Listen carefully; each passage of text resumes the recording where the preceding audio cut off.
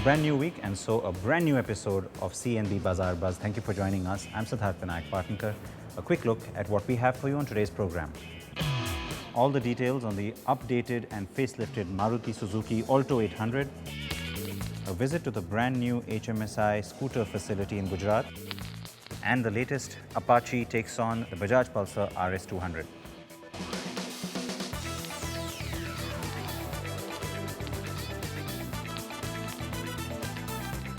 A little more definition on the metal on the side and a completely new and updated face. That's what really defines the facelift on the Alto800 from Maruti Suzuki. Now, Maruti's been feeling the heat in this segment despite being the clear absolute market leader for some time. Why?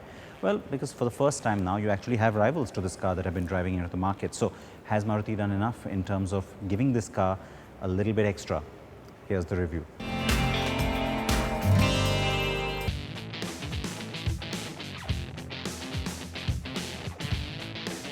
Another facelift for the best-selling Maruti Suzuki Alto800. Pressure from rivals like the Quid and Ready Go finally showing up perhaps. The new generation Alto800 arrived in 2012 and the update sees a mild tweaking to its styling. The exterior update includes what Maruti calls an aero edge design. You get a trapezoidal shaped grille. The headlamp cluster has been tweaked and the hood gets new character lines.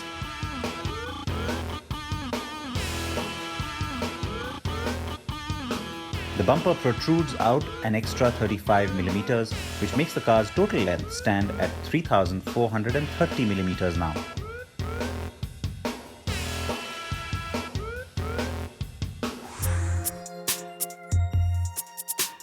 On the inside, you get a new fabric upholstery and door pads. And finally, the outside rear view mirror on the passenger side is standard. The child lock feature has also now been added, and like I said, pressure from the competition is showing up for sure.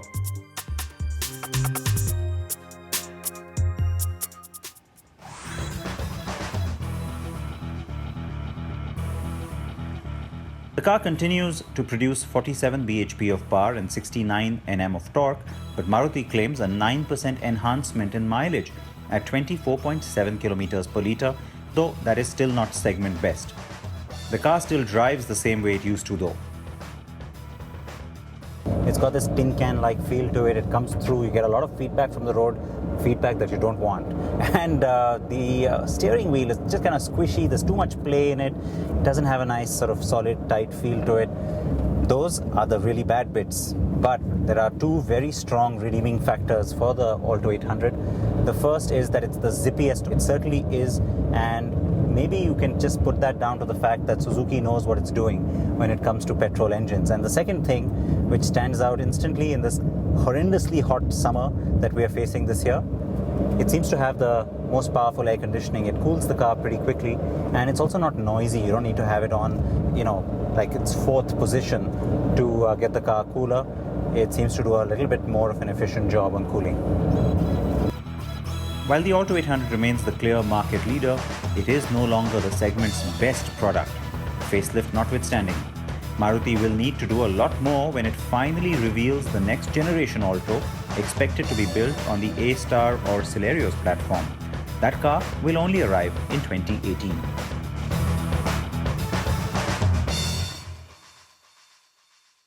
So it certainly looks a little more contemporary now, the new Alto, and there are those two new colors, the blue that you saw and a nice bright green as well. All right, let's stay Japanese now and talk two-wheelers. This is HMSI, or Honda Motorcycle and Scooter India. Its new Gujarat facility, which opened in February, now accounts for 20% of its production in India. Well, that's because the production in Gujarat has now been doubled because the demand for its scooters goes through the roof every month. And so this is, in fact, a scooter-only production facility. Let's take a look at what that plant has to offer. The Japanese two-wheeler giant has been the second largest two-wheeler manufacturer in India and is breathing down Hero's neck for the top spot. The Honda Activa has already displaced the Hero Splendor as the largest selling two-wheeler in the country. So it's only natural that Honda wanted to reduce the waiting period on its popular scooters while also catering to the increasing demand for them too. And that is why in February this year, Honda opened the doors of its fourth plant in India. The Vitlapur, Gujarat unit is also its largest scooter-only production facility worldwide. The plant has been opened with a 6 lakh unit annual capacity, but that has now been ramped up to its full installed capacity of 12 lakh scooters. Honda has invested 1100 crore rupees to the Gujarat plant.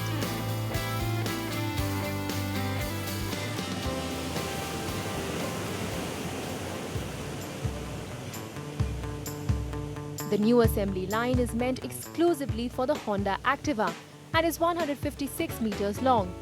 The first 51 meters are where the 110cc engine gets assembled, and over the next 105 meters, the scooters are assembled into the final product. In case you're wondering, the Honda Navi, which uses the Activa's platform and engine, is being manufactured at Honda's Tapukara plant in Rajasthan. There is no talk of having a third assembly line at the moment. This factory was one of my dream there. Depend on the market situation, so I did analyze we need for the one scooter plant. And now also many customer waiting for our Activa or deal. And then now second line inaugurated is very happy to me also. And the future, of course, in our total global Honda technology have many engine, many technologies. But I would like to introduce more Indian taste vehicle. One of not a scooter, but we this year launched the Navi.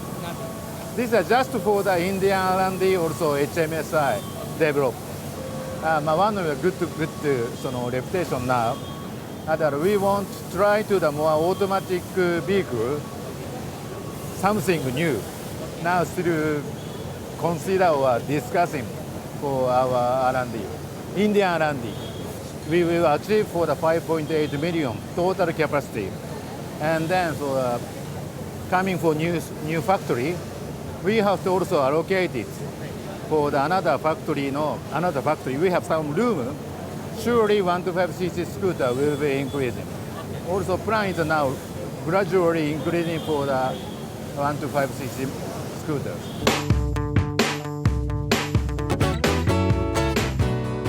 As the HMSI boss said, the overall production for Honda motorcycle and scooter India currently stands at 58 lakh units. That includes all bike and scooter models. The new Gujarat plant accounts for approximately 20% of that total production. But it will be all guns blazing at the other plants too, thanks to good demand for the non-scooter portfolio too.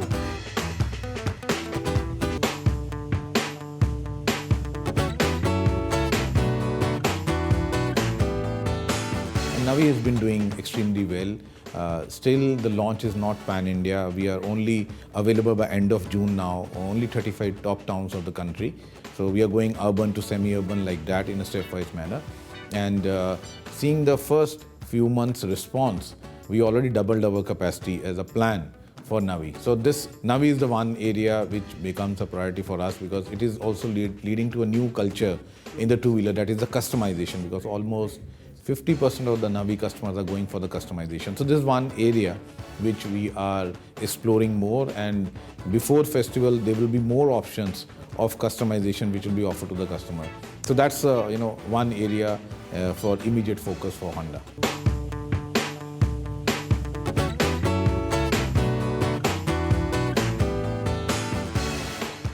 HMSI is focusing on models below 200cc and go for the kill to take the #1 spot from Hero MotoCorp.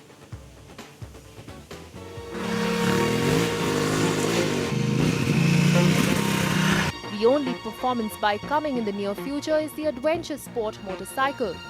Honda CRF 1000L Africa Twin slated for launch in the middle of 2017.